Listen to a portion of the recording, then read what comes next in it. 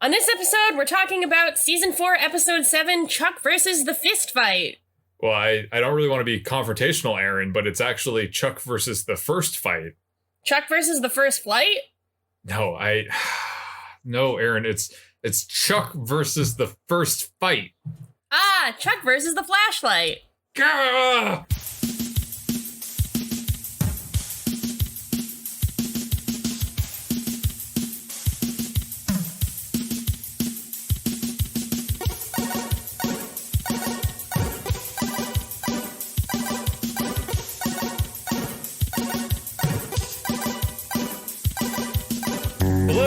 You're listening to Go Chuck Yourself. Welcome. In this episode, we are talking about Chuck versus the First Fight, but we're not fighting here. We're all good. My name is Chris Gillespie. My name is Erin REALLY.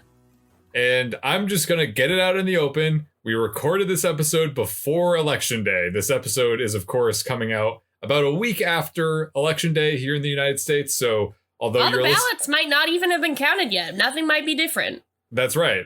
So we're not going to be commenting on whatever is going on currently while you're listening to this because we can't. We simply don't know.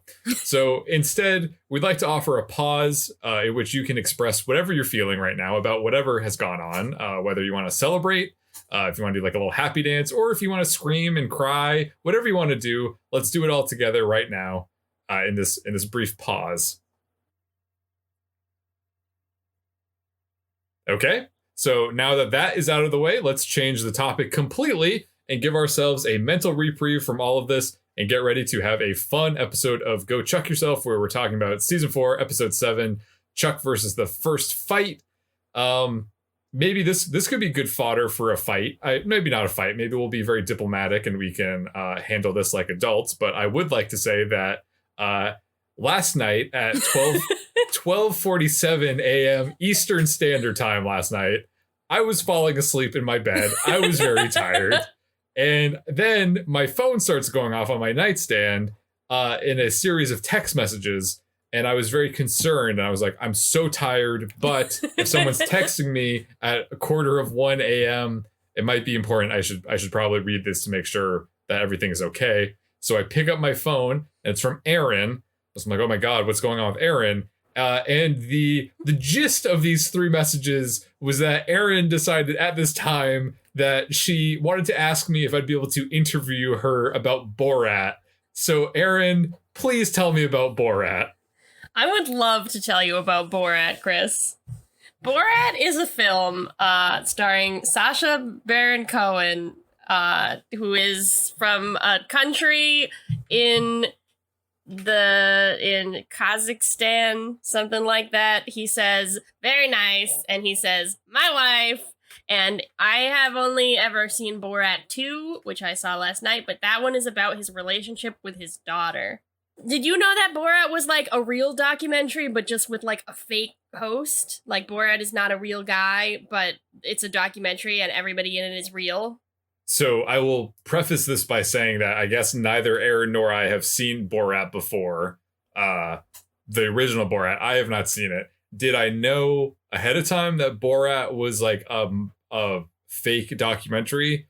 I guess loosely, but you're saying that you didn't realize to the extent which it was documentary style in terms of how many real people were in it? Yes, I thought it was all, like, I thought it was a complete mockumentary of, like, it was completely fake and was all actors, but just filmed in the style of a documentary. Oh, no, I mean, I knew that it was heavily, like, hidden camera influence, kind of. I knew that. Well, I didn't know that. You didn't know that. I didn't know anything about it. So you walked into Borat 2. You Yes. didn't really walk into it because you didn't see it in a theater. You saw it in your living room. I walked into my living room, sat down on the couch, put on Borat 2 on Amazon Prime now. And why did you do that if you had not seen the first one? This is a good question, Chris. I will say that everybody, the internet's buzzing about Borat 2, and I missed the boat on Borat 1. I wasn't involved in that. It was just a thing that like all the guys in my high school who are now Republicans watched and talked about and thought it was very funny. I wanted to get in on Borat 2. I wanted to get in and be part of that conversation. I thought maybe I had a unique perspective having never seen Borat 1, which is true. I am now obsessed with Borat, and I have Borat fever. I gotta get a Borat shirt. Last night, Seth went out to get ice cream, and I walked around the house for a little while just saying, my wife, over and over again. You very much enjoyed Borat, and you were embracing everything. It was to great, do with Borat. and he's making fun of people, but like bad people, so it's okay. That's what I have to say about Borat. I will have to watch. I'm going to watch the first one, and then I'm going to watch the second one. I might watch the first Borat. one tonight. We could, Wow. we might introduce Go Borat Yourself. Yes. But until then, this is Go Chuck Yourself. So we're going to be talking about Chuck, specifically Chuck versus the first fight. Do you think Chuck ever met Borat? Do you think Chuck ever went to Borat's home country? It seems a little unstable. When did the first Borat come out? 2006? I think so. So Borat significantly predates Chuck. So I feel like Morgan would be someone who would have really enjoyed Borat when it came out the first time, but I feel like we're gonna realize that there are Borat references all over Chuck, and we just didn't know because neither of us had seen it. Because we're so blind. We gotta watch Chuck all over again through the Borat lens. That's our next podcast. Go Chuck Yourself, the Borat edition. The Borat years. So when we left off in the last episode of Chuck, which was Chuck versus the Isle of Terror. He thought that things were going to be going well because his mom was back in his life. Mary was going to come meet Ellie, but things didn't really go as planned because Sarah and Casey captured Mary, and now Mary is not a fugitive. She's their prisoner, I guess, and Chuck isn't really having it. You're really just doing my job for me. There's just a few things that some folks might need to know. Things you might have forgot. Right, so I'm just letting them know. I wanted to make sure we had a very strong bridge coming out of the very lengthy Borat discussion going into Chuck World, because I feel like if we're like, oh, blah, blah, blah, Borat. Anyhow, so we're in the castle and everything. It would have been confusing. The castle, yes. The castle. So we open on Mary. She's being held in a castle interrogation room while Sarah and Casey are debriefed by Beckman. Beckman repeats that Mary went undercover 20 years ago, but turned and began working for Volkov. In short, she's bad. Beckman says Sarah did the right thing by bringing Mary in, but now she'll have to keep an eye on Chuck until they transfer Mary to a secure black site. Casey says this won't be a problem. We cut to Chuck making a passionate speech about how he had everything under control and knows his mom is innocent. We pan back and find out he's delivering the speech to Morgan as a practice first fight with Sarah. They're in what I've dubbed the blue basement, digging through Steven's old files for something that will prove Mary didn't actually turn, but all they find is an old computer that only takes red triangle-shaped discs. Meanwhile, Morgan, that fount of all relationship wisdom, says that the first fight sets the tone for all future fights, and he's going through the same thing with Casey. Morgan sure has a history of weirdly dependent relationships with the men in his life, doesn't he? They end their conversation as Morgan asks if Steven might have left anything for Ellie. Chuck heads off to ask. Ellie says she hasn't heard from Steven since he used to leave her messages in the classified ads. She wishes they could just waltz into the CIA base and ask Mary themselves what's up. Chuck's like, no, we definitely can't do that. He immediately heads to Castle, which is swarming with new CIA folks. Casey sees Chuck and ignores him, so Chuck continues on his way to the holding cells. Meanwhile, Sarah is also sneaking into her, Chuck, and Morgan's apartment to find Morgan hiding behind the door. After almost impaling him with her shoe, she learns that Chuck has told not only Morgan, but also Ellie about his fight with Sarah. Morgan tries to give Sarah a little pep talk, but Sarah says if she could just talk to Chuck, everything would be fine. In Castle, Chuck sneaks into his mom's cell, and, seriously, no one sees this? No one notices him sneaking around? It's like the one job Beckman gave them. It's not like they're doing anything else. Hey, does anyone think we should, really put more surveillance on Chuck's mom because it is his mom that he loves and hasn't seen in 20 years? Don't you think we should, maybe be a little bit more, mindful of that? Or maybe, not let Chuck in the castle until she's gone? Right, at the door, be like, no, Chuck, you can't come in here right now. Mary is dubious why Chuck's there if everyone, including him, thinks she's a traitor, but Chuck says he's going to prove her innocent. After the credits, Mary explains to Chuck that she infiltrated Volkov's as a spy, but 20 years ago he began suspecting she was CIA, which meant he was one step away from figuring out about her family. She blew her own cover and pretended to join him so he wouldn't find out about or go after Chuck and Ellie. She says she's now working for MI6 and gives Chuck a code so he can meet her handler to prove her innocence. At home, Ellie is digging through the classified ads once again. Devin asks why, since she apparently decided months ago that there wasn't going to be anything left from Steven, but Ellie is adamant that she might have missed something. Apparently, there's been a classified ad for a 68 Mustang every day since Steven's death.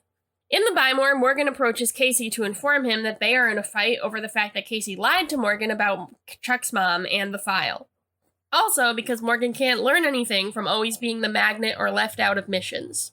Casey doesn't have time for this and walks away, which is when Chuck walks up and says he needs Morgan for a super secret mission during which Morgan will be allowed to wear an earpiece. Morgan is so in.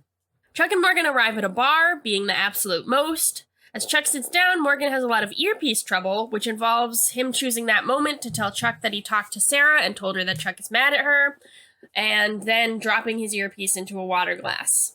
That's actually pretty delightful because the glass is too skinny for him to reach into, and it keeps getting refilled every time he tries to get the earpiece out by drinking it, so he ends up having to take it into the bathroom to resolve the situation. Meanwhile, Timothy fucking Dalton shows up and puts a plastic fork to Chuck's neck, demanding to know who he is. Chuck is a bit flustered and can't remember his mom's code word, but eventually he gets it, and Timothy Dalton, who is called Tuttle, is like, oh, thank God. He's not wearing tweed, but he is wearing tweed in his heart, I will say. And I will also say you love to see it. Folks, it's great to see him on screen. Tuttle explains that he's an MI6 handler, not a field agent, and wouldn't know how to hurt anyone, even if he had to. He seems pretty dopey and harmless. He asks Chuck where Frost is, and Chuck explains she's in CIA custody, but just says he's her ally, since Tuttle doesn't know he's Mary's son. Before they get very far in figuring out how to prove Mary's innocence and whether Volkov knows she's been captured, a waitress shoots Tuttle and then Chuck with a tranq gun. Apparently, everyone in this bar is just a spy. Morgan is still in the bathroom drying the earpiece off in the blow dryer. When he gets back into the bar proper, Chuck and Tuttle are gone, and the bar is totally empty. Morgan is distraught. Later, Chuck and Tuttle wake up on a plane. Tuttle says they've been kidnapped by Volkov's operatives because he thinks they have Frost. The waitress shows up with a flight attendant cart with torture equipment on it, but before she can torture Chuck into giving up Frost's location, Tuttle starts nagging her, I guess is the best way to describe it. She threatens to start torturing him instead, so Chuck kicks away the cart, but he can't do much else because he's tied into his seat. So we think that the waitress here, the character's name is Dasha, apparently. That is what it says in the credits, but I don't think anyone ever calls her that. They do not. She is played by Anna Gasteyer from Saturday Night Live. So she plays a kind of like scary Eastern European woman. She has like this big scar on her neck, and yes, she has a mole and everything that Chuck apparently is distracted by, and Tuttle which I haven't actually said out loud today, so that's a fun name to say. Do you Tuttle. say it out loud at other times? No, I mean, no. I wasn't saying like I haven't said, I just haven't gone around to say not my daily Tuttle. I haven't said it yet today. I just meant that like since we've been working on this episode, I haven't said it at all. That makes sense. So anyhow, she's distracted. And then, like, Chuck and Tuttle start to, like, try to figure out a plan. But then Dasha returns and she points a knife to Tuttle's eye. And Tuttle starts revealing all of his deepest, darkest secrets when Chuck kicks the weapons cart over. And then back in Castle, Sarah and Casey are about to interrogate Mary. And Morgan wants to come with, but they tell him to stay outside. And then back on the plane, as Dasha picks up all of her weapons, Tuttle manages to perform the Swedish slip, which allows him to untie his hands without breaking his thumbs, which I thought was kind of like a nice callback to earlier episodes of Chuck when they always make a big deal of characters having to break their thumbs to get out of handcuffs or hand ties, different things like that. Mm-hmm. Tuttle frees himself, and then Chuck, and then the two stand up just in time for Dasha to return for what Tuttle refers to as a tiny weapon standoff. Just as he says this, Dasha puts away her tiny weapon and takes out a large hunting knife and starts going after Chuck. Chuck gets cornered when a large bodyguard emerges from the cockpit, but Chuck uses this to his advantage by evading a punch and allowing it to knock out Dasha instead. Chuck then flashes, finally, and squares off against the bodyguard. The bodyguard overpowers him, and Chuck asks for Tuttle to help. So Tuttle tosses Chuck the hunting knife, but misses and ends up stabbing the bodyguard in the back, causing him to fall over. In the interrogation with Mary, Casey demands to know where Chuck is, but Mary demands to see Ellie first. Sarah tells Mary that Chuck disappeared after going out to see her handler, but Mary insists that if Chuck is with Tuttle, he is safe. Mary suggests that maybe Chuck is simply avoiding Sarah since she knows all about their fight. Mary says that she won't be talking to anyone because the only person that she trusts is Chuck. Hearing this, Morgan walks into the room and Mary is like gobsmacked to see him and asks what he's doing there. Morgan takes ownership for Chuck's disappearance and tells her that she can trust him, even though she hasn't seen him since he was 9. Mary reluctantly agrees, but only if she gets to see Ellie first. Evidently, she is not that concerned about Chuck's whereabouts.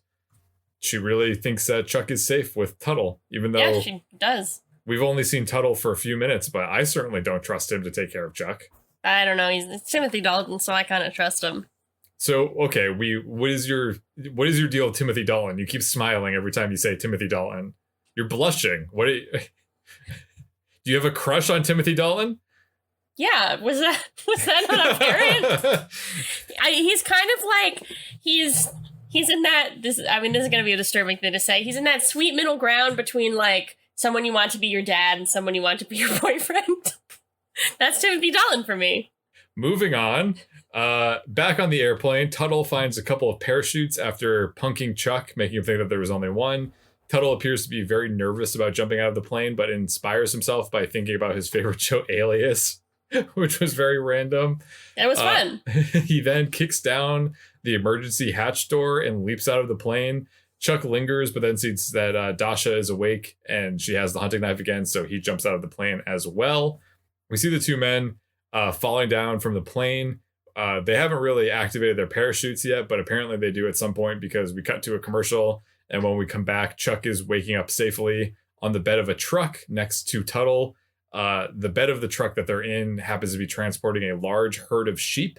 Chuck asks Tuttle where they're going, and Tuttle says that the truck is headed to the slaughterhouse, but he disregards this pretty quickly by saying that they're headed back to LA to find the evidence that will clear Agent Frost's name. Tuttle then asks why Chuck is so invested in freeing Frost, asking Chuck if he and Frost are dating, but Chuck says that they just have a personal relationship. Besides, Chuck already has a girlfriend, and she's a spy too. Chuck then starts to open up about his fight with Sarah, but Tuttle insists that he doesn't need to hear it. But the train has already left the station, so to speak, so Chuck proceeds to talk Tuttle's ear off for the next 123 miles back to Los Angeles. At the apartment complex, Sarah, Casey, and Morgan bring Mary to see Ellie. Sarah brings Mary into Ellie's apartment. There's awkward silence as Ellie sees her mom for the first time in 20 years. Ellie offers her lemonade, and the two sit down while Sarah sits awkwardly by herself in the kitchen. Yeah, as you do. Just looking on.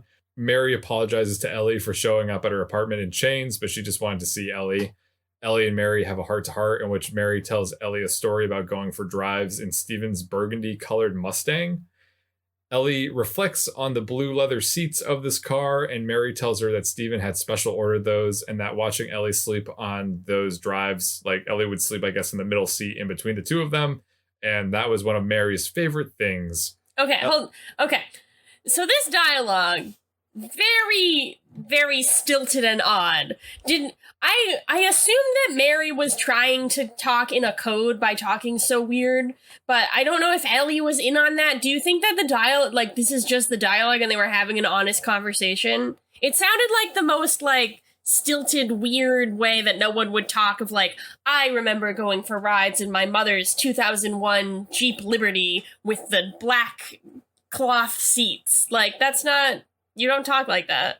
Yeah, it definitely was stilted. It seemed very calculated on Mary's part. Like she was trying to speak in code, or that she was trying to make a point to get something that would stick in Ellie's head. Like it wasn't, she definitely has a motive here. It wasn't just kind of like, I'm talking to my daughter uninhibited about whatever. So yeah, I think you're right. So Ellie says that she wants to know the truth of what happened, and Mary takes a long drink of lemonade. She says that it all began with a scientist named Steven, codenamed Orion. A long time passes as Mary tells Ellie everything as Sarah continues to sit awkwardly in the distance, clearly overhearing everything that they're saying. I was thinking, like, why didn't they ask Sarah to come sit with them? But I'm like, no, that's fine. They don't need to do that. But I'm like, why didn't Sarah bring like a book or a magazine or something to like occupy herself instead of just like blatantly overhearing what's going on? But I don't know. Mary concludes by saying that she wishes she could say that everything that she's done was all for the best for Chuck and Ellie, but she doesn't know. Casey comes in and tells Mary that they have to leave, and she and Ellie have a tearful goodbye before Sarah ushers Mary out. So at this point, we are led to believe that a significant amount of time has passed during Ellie's conversation with Mary. But okay. Morgan and Casey were there too. You know, what were they doing during their downtime? Let's find out in a declassified scene. So this is a scene that was a deleted scene that I saw on my DVD. Casey tells Morgan that although it's his fault that Chuck disappeared, he did a good job in the interrogation room with Mary. Morgan says that he appreciates that and that he really looks up to Casey. After all, Casey's the best spy that he knows. At which point, Casey points out that Morgan only knows 3 spies. Morgan says that if Casey would just give him the chance, he could prove that he's a great partner. Morgan then goes on to say that he's declaring their fight officially over. Turns out he's been having a lot of physical symptoms of stress from their fight, including stomach and backaches and nosebleeds. But he believes that all of this was not worth throwing their relationship away over. Casey then says that this is getting a little weird and asks to move on, and Morgan says, yes, let's, before going in for a hug, which Casey promptly rejects. Okay, I mean, that lives up to what the rest of the episode is putting down, but I also see why they cut it. So after that, in the courtyard, when Mary and Sarah return outside, Mary says that since Sarah held up her end of the bargain, now she'll hold up hers. Mary says that there is a relay station that she can call into to check in. If Tuttle's shared his location with the relay station, they will be able to find him and Chuck. Back in the slaughterhouse, Chuck and Tuttle are waist deep in sheep's blood, the screams of innocent ewes ricocheting off of the cold steel walls. Is this real? Is this a thing that happened? Did I miss this? Yeah, I get no reaction. I just said that crazy sentence and you just stared at me blankly. No, I just got anxious that I just forgot to watch part of this episode. No, there was not a scene in which Chuck and Tuttle were waist deep in sheep's blood. That was not included in this episode. That was a very threatening grin that Erin just did at me. It was very intimidating. Anyway, Chuck and Tuttle are actually at a bank in downtown Los Angeles retrieving a safety deposit box. I always get banks and slaughterhouses messed up. Ooh. That wasn't supposed to be any kind of joke. I mean, it was a joke, but I wasn't trying to make a point about anything.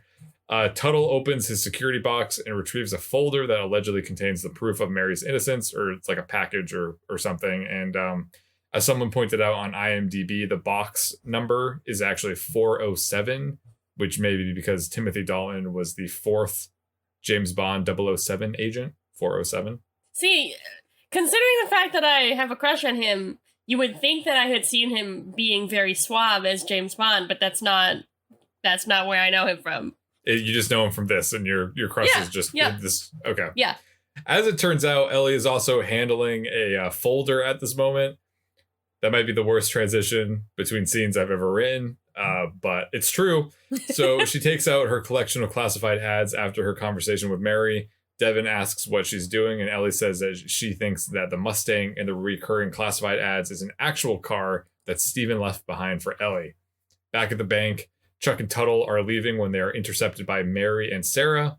Mary sees that Tuttle has proof of her innocence, which happens to be on the weird triangular discs from the beginning of the episode. They're not real. Don't look it up. There's never been a computer that takes triangular discs. They made it up just for this show. Don't be confused and be like an idiot like me who thought that that could potentially be something that was real. Tuttle says that MI6 has the antiquated technology to read these triangular discs back in London, but Chuck says he knows where they can find one of those machines right here in LA. Tuttle insists that they hurry, but Sarah says that Mary can't go anywhere and they need to bring her back to Castle immediately. Just as they're saying this, several men barge into the bank with shotguns. One raises his gun and shoots the ceiling, and all the civilians at the bank freak out.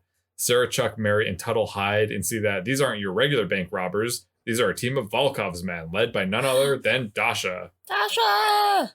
As Dasha and the henchmen search through the crowd, a security guard approaches them and says that they all surrender and nobody wants to be a hero. They just don't want anyone to get hurt.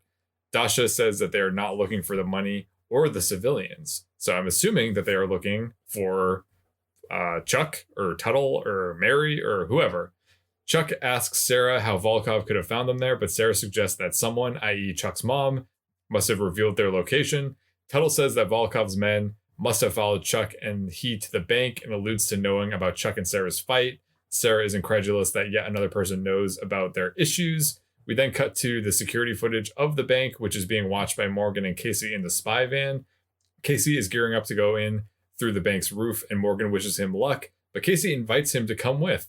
Morgan says that he figured Casey would want him to stay in the van, but Casey says that Morgan will never learn anything in the van and hands Morgan a vest of body armor. Morgan takes this to mean that his fight with Casey is over.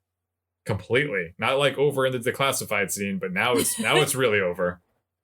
So yeah, Sarah tells Chuck she can't believe he told everyone about their fight except for her. Chuck explains that he wanted to get his feelings in order first so they could set the right tone for their fight, but Sarah points out that the tone he actually set was telling everyone but her how he was feeling. Yeah, it was stupid. It was a stupid move, Chuck. Yeah, it's dumb. Chuck is dumb. We know that. So as they try to escape, they start to fight properly. Chuck is upset that Sarah didn't trust him and arrested Mary without telling him. Sarah says she did this for Chuck's own good, to protect him. Leaving Mary and Tuttle behind a counter, they run out and continue their fight while beating up Dasha and the bad guys. Another good band name. Yes. Also, Kiss with a Fist is playing, and that was pretty apropos, I would say. Yeah, that makes sense. Sarah says it's exhausting to fight with him and she hates it. He agrees, but says he wants her to believe in him even when she thinks he's wrong. She agrees. We get a brief glimpse of a potential sexy Sarah showdown with Dasha, but then Sarah just knocks Dasha down. As Mary and Tuttle come out of hiding, though, Dasha gets up and tries to shoot at Chuck. Tuttle jumps out in front of him and gets hit. Sarah calls in the man down, but Tuttle encourages Mary, Chuck, and Sarah to take the discs and go. Sarah agrees, unlocking Mary's handcuffs. She says if Chuck trusts his mom, that's good enough for her, so they head to the blue basement. Mary says what we're all thinking, that she assumed Stephen had sold the house and doesn't know why he kept it. Chuck makes a comment that makes me wonder if does Mary know that Stephen is dead? Has that come up? They haven't told her, so unless she knew independently, but they never discuss it. Yeah, so Chuck kind of brushes over that, so I don't know if that's going to come up later, but they don't have time for that right now. They head to the computer and put the disc in, or at least Chuck and Sarah do. Mary keeps walking through the aisles of files, looking just a little suspicious. As Casey and Morgan arrive at the bank, they find there's nothing left of Tuttle but a pool of blood. Mary, meanwhile, sneaks open a box marked Irbia? Did you see what it said? Yeah, well, what was it? Ear something. It was EURY something? Yeah, it's like Irbia, whatever that means. That's something. She pulls out a phone. At the computer, Chuck is confused to see that all the discs are blank. Sarah heads off into the stacks with her gun drawn, and Chuck follows, but he finds Mary first. She holds up the phone and says, "Your father never wanted you to see this, but I know now he was wrong," and plays an Intersect video. As it ends, Sarah yells for Chuck, but then gets knocked out by someone. Chuck turns around and it's Tuttle, looking very dapper in a suit. Chuck asks Tuttle how he's there when he got shot, and Timothy Dalton goes all Russian, or like sort of Russian. He still kind of sounds British.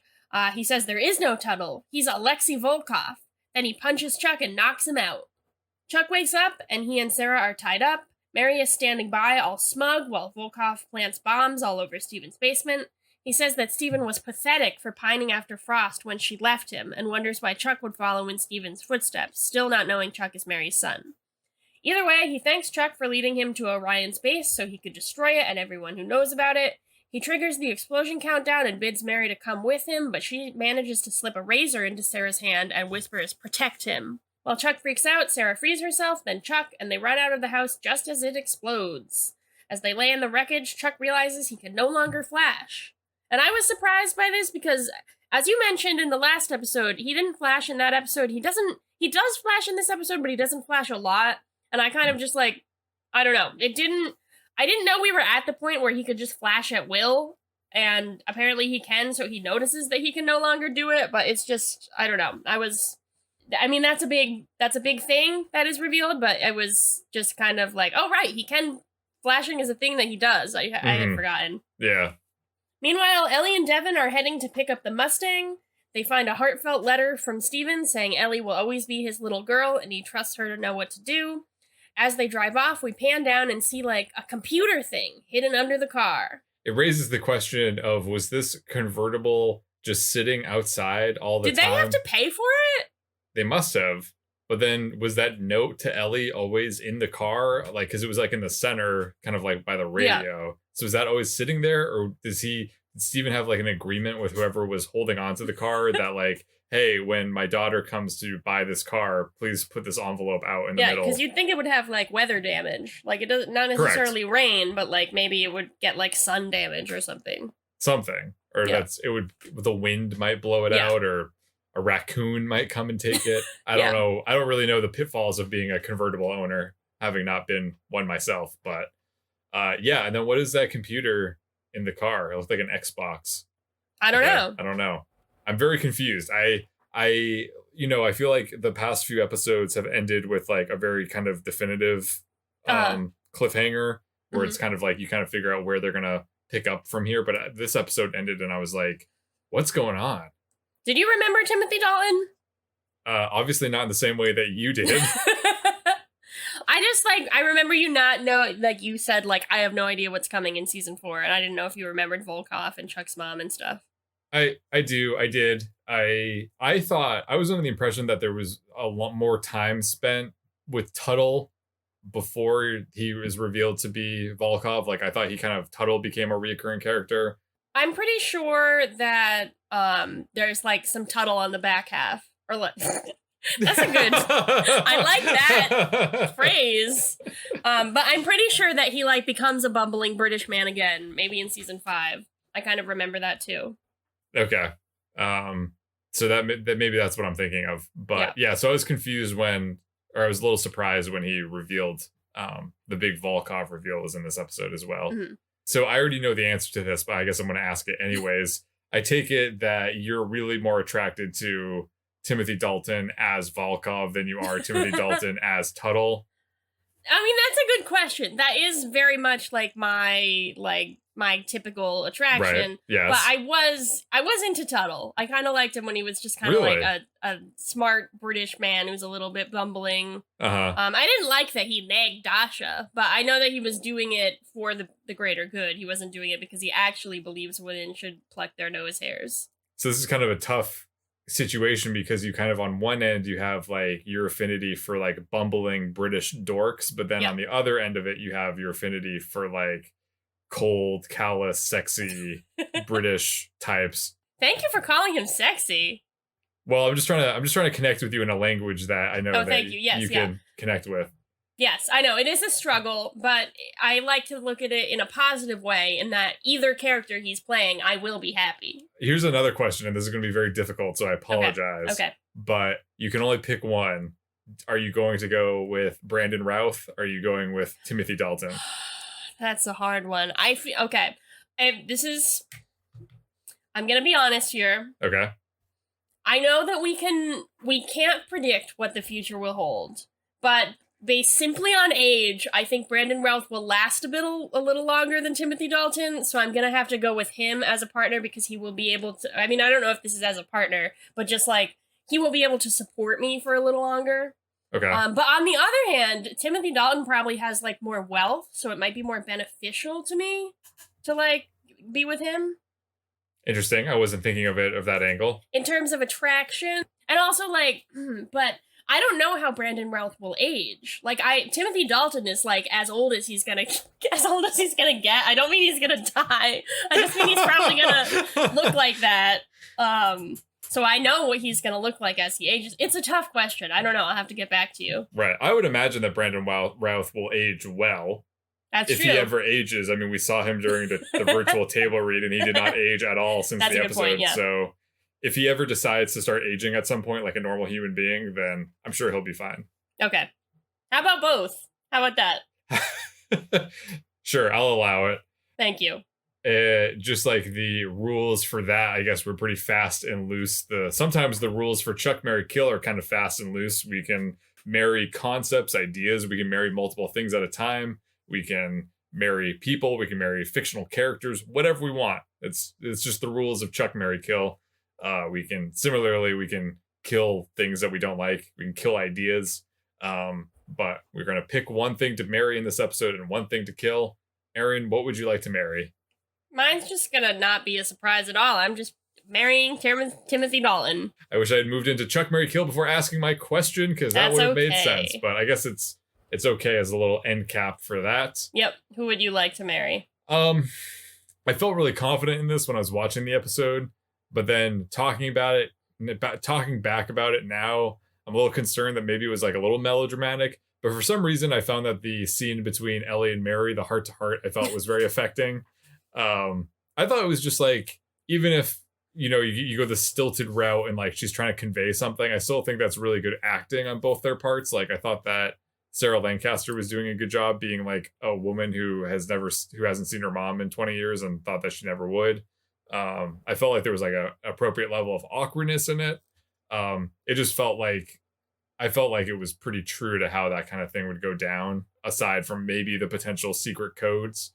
But yeah, I don't know. I felt like the show doesn't really do that. And so I thought they delivered on the scene. I thought they handled it well. I thought they could have fallen short. Erin is smiling as if she does not agree with me.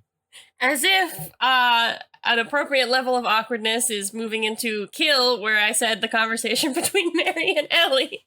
That's fine. Specifically the car thing, I just thought was so awkward and was not how people talk. And if they had, like, the easiest fix to that would just be that, like, they look at each other like a little bit askance, where, like, Ellie knows that Mary's trying to give her a code. Mm-hmm. But it's kind of like, they don't exactly do that. I also thought, like, the montage, like, I know they're doing it to establish time, but it just felt like, you say they don't really do that in Chuck a lot as, like, a good thing, but I think of it as, like, less of a good thing, where I was like, am I watching, like, a Lifetime movie here? Like, what is this, like, romantic slow song is kind of playing while like Mary is gesturing. I thought it was a nice moment. I thought they did all right, but that was it was not my favorite execution of that kind of scene. I respect that. I think I get what you mean with like the ambiguity about like, was she being stilted intentionally or was she not being stilted? That's hard. I wasn't referring to the passage of time as the thing that they don't always do in Chuck. That's not exactly what I was honing in on. And I do agree with you that I could see that being melodramatic. I more of just meant like, it felt like the scene was really long. Like, I assumed that the way that they would have handled this would have been that we would see Mary walking into the room and sitting down with Ellie, and then it would be like cut to later that day. The conversation has already happened. Like, and we never really get to see that. So I thought it was just kind of, I felt like it was an Ellie forward moment, which I appreciated. That's true, yes. I always appreciate Ellie forward moments. Yes. What is your kill? Whatever your Mary was, I'm going to kill Timothy Dalton just to prove a point. My husband! No, I think the whole idea of this being Chuck and Sarah's first fight is kind of a misnomer and is kind of silly. I mean, I think just generally speaking, the word fight is already kind of an extreme word for like when couples have disagreements or misunderstandings. They also had a fight about the suitcase thing. That was a fight. Yeah, that was almost more of a what I would consider to be a fight, quote unquote, than this. But aside from that innate kind of tension, it just felt kind of weird that the writers chose to play this fight angle up throughout the whole thing.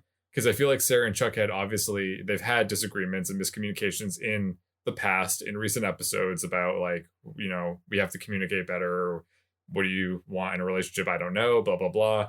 But this just didn't really strike me as a fight. It just felt like an episode, like, then the episode kept bringing it up and being like, having the other characters be like, I heard about your fight, oh, I know about the fight. And like, they almost needed to remind us that this was like a part, like a central thing to the episode, where I'm like, I don't know, the episode feels like it's being a different thing than what you keep trying to bring it back to. Because I'm fine with like Sarah and Chuck disagreeing about how to handle Mary. It's almost kind of like, this just came out of nowhere, but it's almost like how when they were handling Jill, like in season 2, when Jill was like a prisoner and everything, and Chuck felt bad for her and wanted to help her get like immunity or transfer to a whatever. and they're like, oh, we don't know if we can trust you. Like, it's not really a fight. So I understand why the characters would disagree, but saying that they're having a fight and that this is their first fight just doesn't make sense. It's almost like another stupid bullshit. Morgan says something in the first 5 minutes of the episodes where he's like, I'm a relationship expert and I know all about this. Yeah. And this is what this is. And then they just stick with it for the rest of the thing. Yeah. Even though this is the second episode after the previous episode where Morgan has not talked about his new relationship with Alex at all. So I know. I really thought that, like, Casey was, like, bringing Morgan into the fold, and it was going to be revealed that he was doing it so, like, he didn't have time for Alex, but that, like, has never come up, like, since Casey started involving Morgan more in the spy life. Mm-hmm. I thought that would make sense, but I don't think that's what they're doing. Yeah, you think he would be more like, okay, well, you know, my daughter says you're okay, so you're okay by me. Let me show you the ropes. But it seems to be completely separate and independent of Alex's feelings. Something that is not separate from our feelings, something that's actually very closely attuned to our feelings, is the Scooter scale, where we pick a number on a scale of 0 to 5, number of corn dogs to give this episode based on how much we like it. Erin, how many corn dogs are you giving this episode? I'm going to give this episode 3 corn dogs. I thought that it was fairly enjoyable. It was watchable, and in terms of what it was setting up, all of that was interesting. I thought Timothy Dalton's performance was great. Obviously, he is my husband. I found the fight angle kind of confusing. Like, even in reading my notes back about the scene where they actually, like, have their fight while they are having a literal fight with the bad guys, I was like, what is each of their perspectives? Like, Chuck is mad about like Sarah imprisoning his mom, and then what is Sarah's point of view? Like, she's just, it wasn't really a fight. You're right.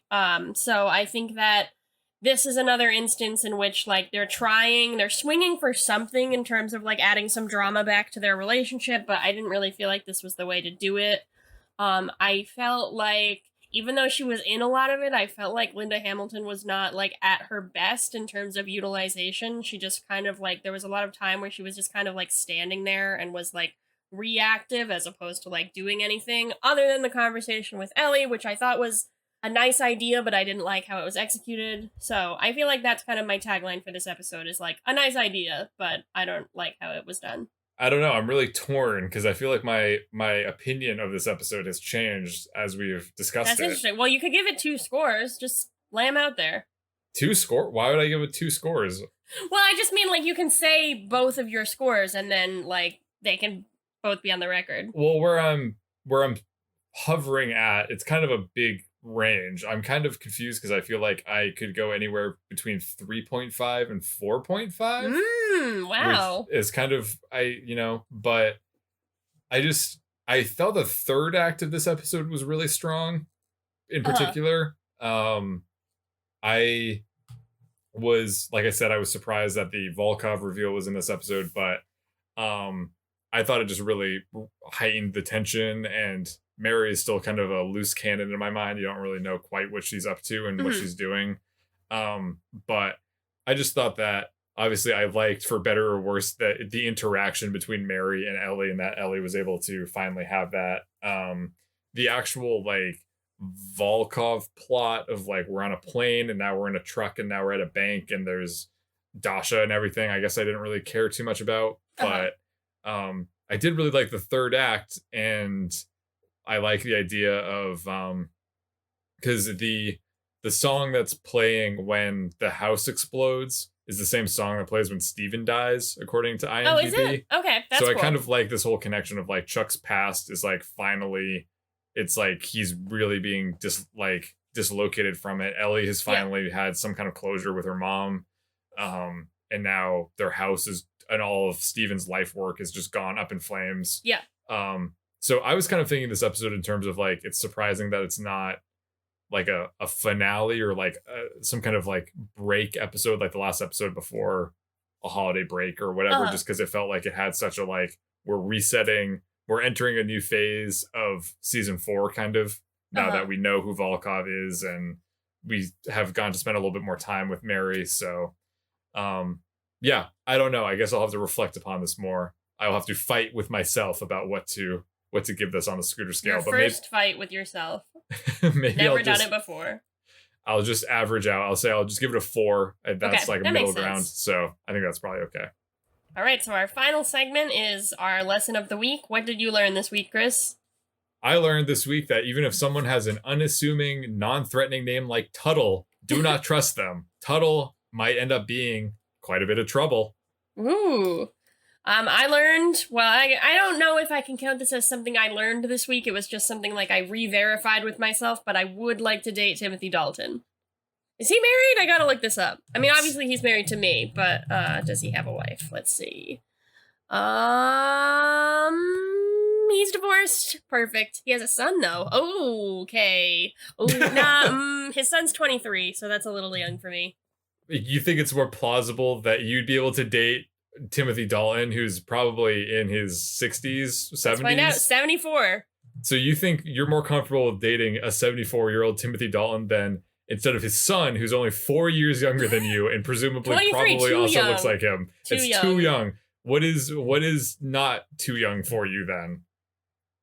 25. So you just have to wait 2 years, but is that number going to go up as you age as well? Like in 2 years, are you going to He's very cute. I'm looking at pictures of him now. He used to have like a skater boy haircut. But I think he's got a girlfriend though. Oh. Well, this is from a while ago, so maybe not. He probably also maybe lives in LA or London. These are places that you seem to enjoy. He lives well, he was born in London. I don't know where he lives now. Huh. Is his mother Vanessa Redgrave? No, it must be the other wife. Okay. All right, so either way, Dalton's come at me. So Erin has had her sexual reawakening for Timothy Dalton, just like she every season. I have to have one. Her mental and emotional awakening for Borat. So there's a lot going on. I was kind of confused about because I knew that Timothy Dalton was going to be coming in, and I was like, we're going to have to deal with him for a while. Like he's going to become a new fixture in the Go Chuck Yourself canon of characters. And I was like, how do we handle that? What's our angle going to be on that? But I guess the angle is that Erin just wants to fuck his brains out. It's just at the end of the day, how we're viewing Timothy Dalton. Yep. Mm-hmm. Oh boy. So on that note, my name is Chris Gillespie, reminding you that food, like Timothy Dalton, is sexy. My name is Erin Arata, letting you know that anything is possible. Wink. Like you getting with Timothy Dalton and or his son. Or his son. Yeah, I thought you might pick up on that. Well, this has been a very enlightening episode of Go Chuck Yourself. It's going to take me a while to forget about this one. If I ever do, maybe I'll never forget about it. So I hope to have you back, listener, next week. I hope that you were well, and I look forward to our next episode. So take care.